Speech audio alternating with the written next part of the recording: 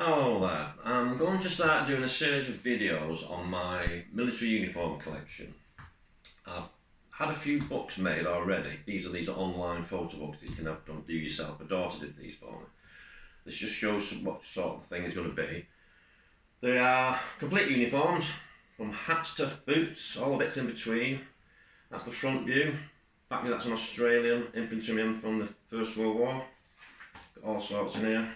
This is cavalryman in his saddle. So these are all from my own collection. That's the French First World War infantryman. Got that many. I have to have two books made. There's another one there.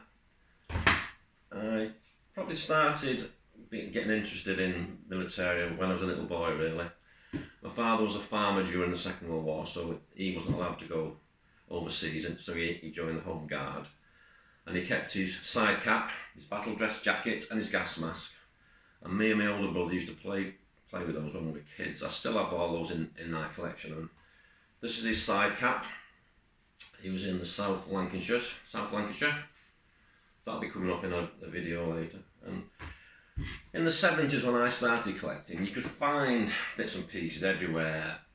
My local town had quite a few junk shops.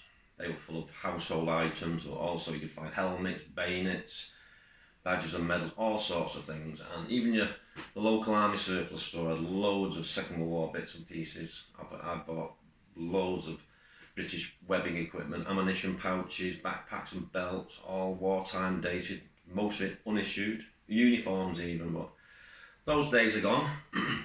Not mostly now, but with the internet, you go on eBay, you can find almost anything you want.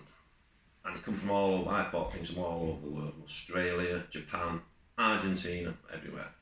But another good form of collecting, I think anyway, is military auctions. I got this about a few years ago. It's a brown vest. I believe it's the land pattern. I'm not sure about it, don't quote me on that one. It's made by Tower. It's got King George cipher on it. And as King George III died in 1820, his son George IV ruled till 1830, I think. It makes this gun at least 200 years old. I was very lucky to get that. I've only bought it a couple of years ago from an auction house called Wilson's 55 in Nantwich in Cheshire. This one, it's even got a little chain with a brush on the end. That's for keeping the pan clear. Been well used, what the bristles are missing. Don't know if that's an original military issue or not, or just something put on later, but that came with it. It also came with a bayonet. I've wanted those for a long time, and I got a really good price. So at auctions you can get bargains even today. And another great auction house is Ratisbon's in Germany. Everything there's guaranteed original, untouched. And I bought a few items for them, and this came last week, I think it was. This is a German Second World War fireman's helmet. It's what's known as a double decal, badge on one side, badge on the other.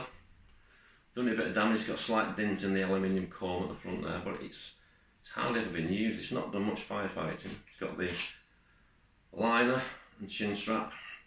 And I don't know about you, but when I was younger, when I was a little boy, if you had a cap or a hat that was too big for you, your mother would roll up some newspaper and stuff it under the sweatband. And when I turned this over, I looked inside. If you look there, there's some newspaper sticking out of the sweatband. I'll not take it out now, but I've taken it out, and it's a German newspaper. And it's dated the 3rd of March 1939. So that's been in there untouched since 1939, in 84 years. That's just one of the things that I find fascinating about this hobby. It's just the things that come up and the stories that if they only could tell the stories would be amazing. Well, anyway, so that's that. I have done there are about two, I think there's 3 videos already on YouTube that I did years ago. They were just practice ones though. So hopefully you'll join me on my journey, and I'll see you later.